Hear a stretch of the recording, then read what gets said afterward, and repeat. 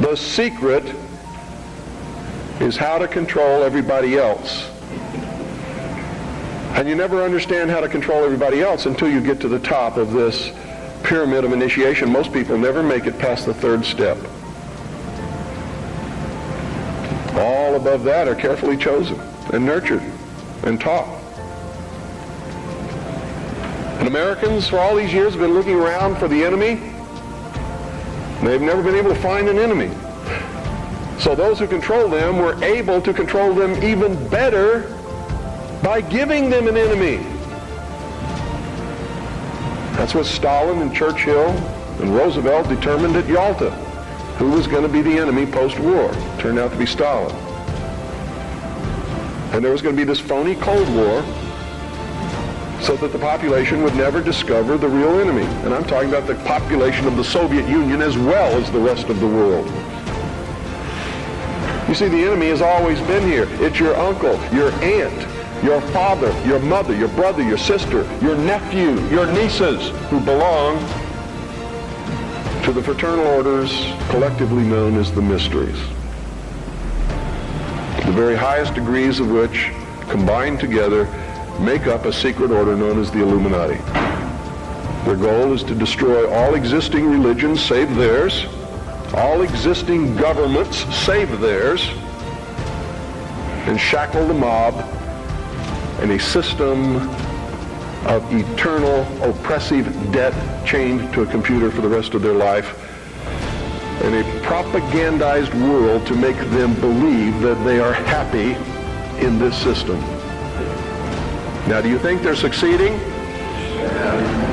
Haven't I described to you just now exactly what is going on in the world today? Yes, they're succeeding.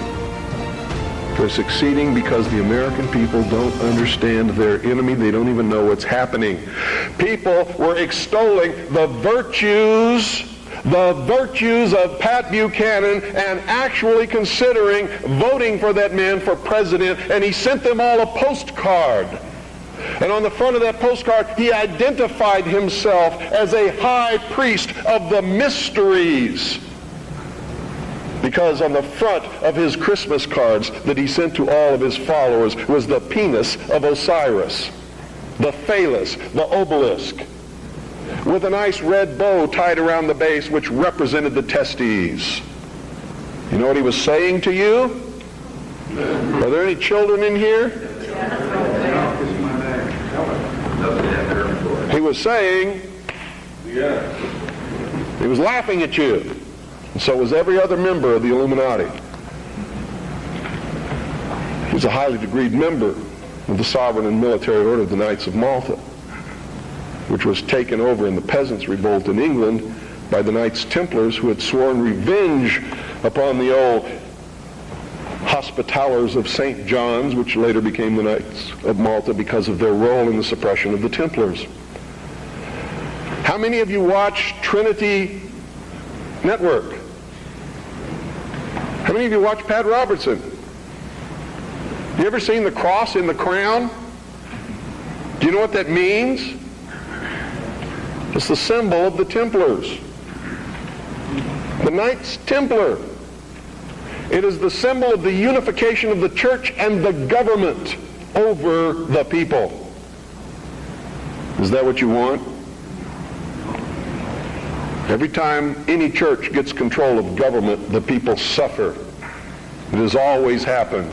That's why our founding fathers established a country where that was not supposed to happen, where everybody was free to worship at the altar of their choice.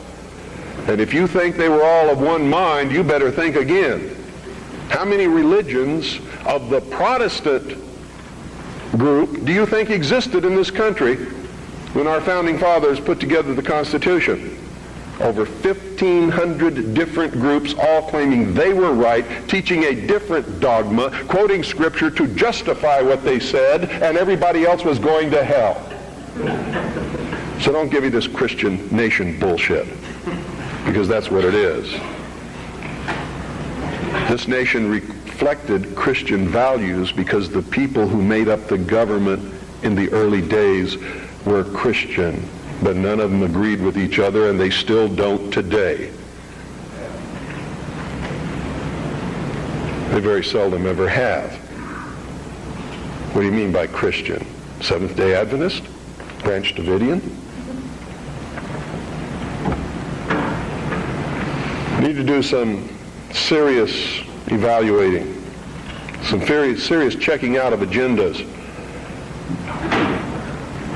You really want to take over the government and make it a theocracy?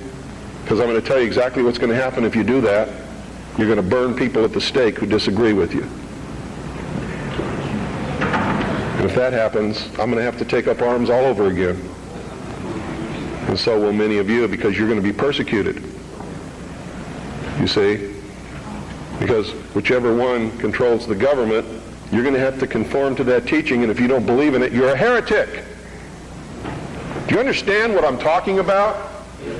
What is our common bond truly? Freedom. Freedom. Without freedom, you can't be a Christian no matter what denomination you belong to. You can't be a Buddhist. You can't own a donut shop. You can't drive from here to Oregon. You can't be an American, because that's what it's all about, and that's the only thing that it's all about. Nothing else. Nothing else. It's about freedom. Freedom. Only freedom.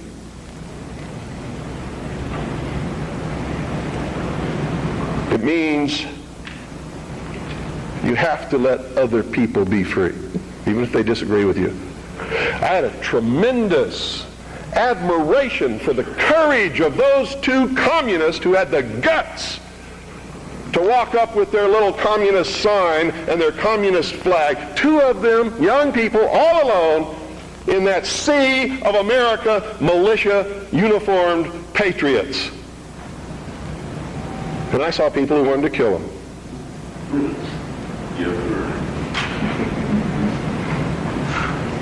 You know, I don't like their philosophy. They're misled, misguided. Communism is a terrible thing. But they had guts. And I had a great respect for them. And I believe in freedom. Which means there is no way in the world that we could have had that meeting on your State House grounds this morning unless they had the right to do what they did. Then you had better understand that. Because if you stop them,